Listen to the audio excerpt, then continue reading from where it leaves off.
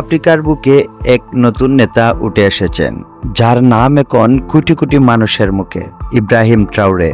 মাত্র ৩৪ বছর বয়সে তিনি হয়েছেন বুর্কিনা ফাসোর প্রেসিডেন্ট। কিন্তু কিভাবে একজন সেনা অফিসার পরিণত হলেন দেশের নেতা হিসেবে, আর কিভাবে তিনি দেশটিকে বদলে দিয়েছেন ভিতর থেকে? ইব্রাহিম ট্রাওরে জন্ম ১৯৮৮ সালে বুর্কিনা ফাসোর বোনাফুরা শহরে। তিনি একজন সামরিক কর্মকর্তা এবং খুবই অল্প বয়সেই সততার নেতৃত্ব গুণে সেনাবাহিনীতে নিজেকে আলাদা করে তোলেন।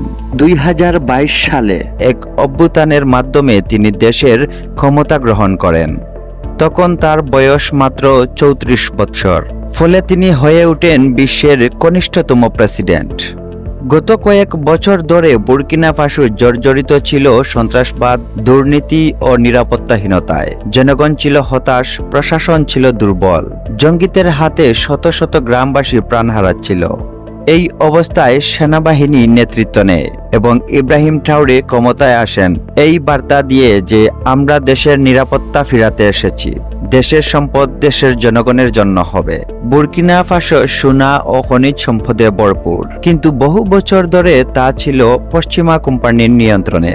ইব্রাহিম ট্রাওরে স্পষ্ট জানিয়ে দিয়েছেন, এখন থেকে দেশীয় সম্পদ বিদেশে নয়, বরং নিজ দেশেই জনগণের কল্যাণে ব্যবহৃত হবে। তিনি ঘোষণা দিয়েছেন, যে জমি অনাবাদি পড়ে আছে তা কৃষকদের দেয়া হবে।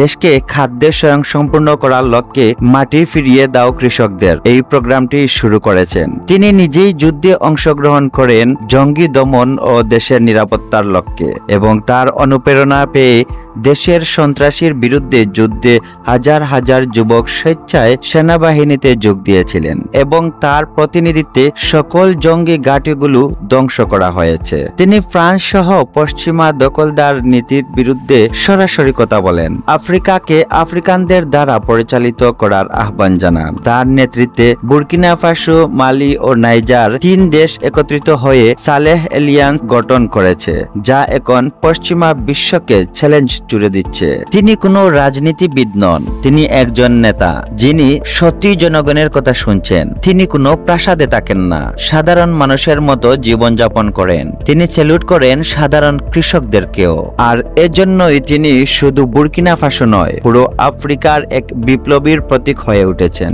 ইব্রাহিম ট্রাওরে প্রমাণ করেছেন, একজন সৎ, সাহসী ও দূরদর্শী নেতা হলে একটা জাতিকে জাগানো যায়। তিনি আফ্রিকার গর্ব।